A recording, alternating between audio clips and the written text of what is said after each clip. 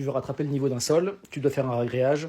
Je te montre comment le faire dans les règles. Alors, assieds-toi, je t'explique. D'abord, ça c'est la pièce qu'on va avoir à traiter. Il y a environ 35 mètres carrés.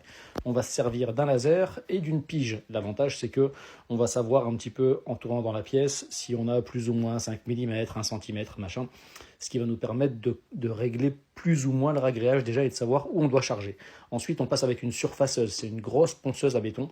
Ça va permettre de venir griffer le support. Tu vois, ça c'est quand c'est pas surfacé, ça c'est quand c'est surfacé. L'accroche est beaucoup plus forte et les carrelages deviennent poreux. Tu passes un bon coup d'aspirateur, j'insiste sur le bon coup d'aspirateur. Sur le pourtour de la pièce, on va mettre de la mousse expansive partout pour permettre au ragréage de se dilater très légèrement. Il ne faut pas qu'il soit en compression contre les murs. Ensuite, tu vas venir mettre ton accrocheur. Nous, on applique ça très souvent au rouleau. C'est pas la peine d'en mettre une grosse épaisseur. Une fine pellicule suffit, mais il faut bien en mettre partout. Le ragréage, c'est celui-là.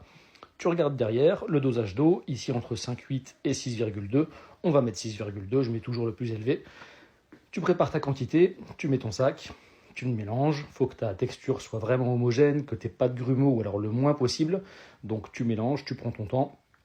N'hésite pas à faire une pâte bien lisse, c'est vraiment très important quand tu vas couler. Et là, tu commences à couler.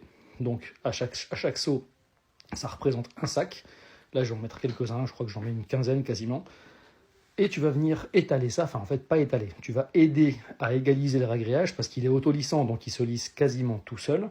Et moi, je vais l'aider avec un outil qu'on appelle le platoir. En fait, c'est une espèce de grande lame. Ça va me permettre de ne pas le creuser, mais juste de l'aider à avancer et à couler correctement.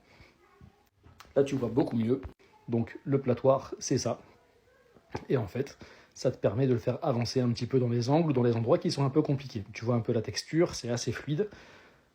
Je trouve ça plutôt facile à faire, c'est pas très compliqué. Il faut juste que tu t'appliques et que tu prennes ton temps et que ta préparation soit bien faite.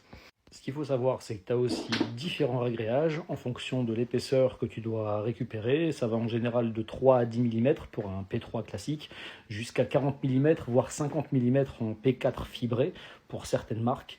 Donc voilà, donc tu peux vraiment récupérer n'importe quoi. Ça peut même être fait sur un parquet à condition qu'il soit préparé.